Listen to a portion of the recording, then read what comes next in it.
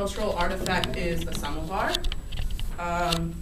So thousands of years ago, when the size of your campfire was limited to how many twigs and branches you could collect, cooks usually had to learn how to make the most of the fuel that was available to them. Ultimately, this is how the samovar was created. I'm going to pass this around. Tea beverages were usually the outcome of a traditional samovar. And tea is also said to relieve toska, which is a Russian word for the sadness and melancholy that sort of haunts Russian spirits. The samovar in itself has been a time-honored symbol of Russian hospitality since the 18th century because it stands for the warmth of a Russian spirit and a Russian welcome. Plus, I'm pretty sure everyone can agree that a cup of hot tea next to the stove after a long day in sub-zero temperatures almost restores powers to the Russian spirit. The word samovar in itself means a self-boiler, and that's because that's typically what it's used to do, to boil water and to keep it warm for the family, and they were very much so dependent on for just this task.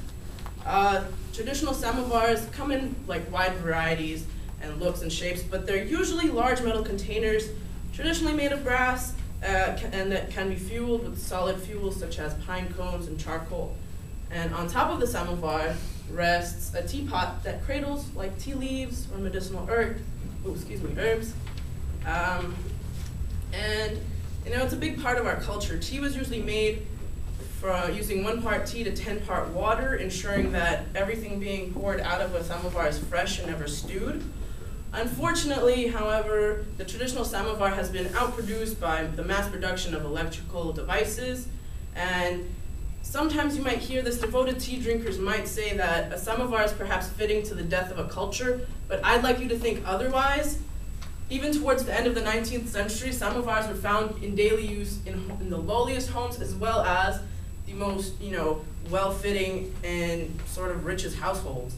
Modern day samovars might be pretty and nice on the eyes, but they are nothing compared to the genuine article which supported Russian hospitality for so many years. This is sort of why samovars aren't needed in a home setting anymore. Here's what Russian tea drinkers use now. It's sort of my variation of like a mini, sort of personal at-home samovar. Growing up in a Russian household, even when I was living with my grandparents, which I lived with them until I was like 12, 11, it was hard to go a day without honestly drinking a cup of tea. And that's pretty much because the Russian tea ceremony in itself has a lot of importance to the family and keeping everyone together. The Russian tea ceremony involves pouring hot water into fancy teapots like these, and usually, there'll be tea leaves cradled in here, and then usually once you put the hot water in it, you would cover it with a kitchen towel to let it brew and not let the heat escape. And then once it's sort of brewed a little bit, the tea maker, usually my dad or my uncle sometimes me or my sister, depends what kind of day it is, I guess.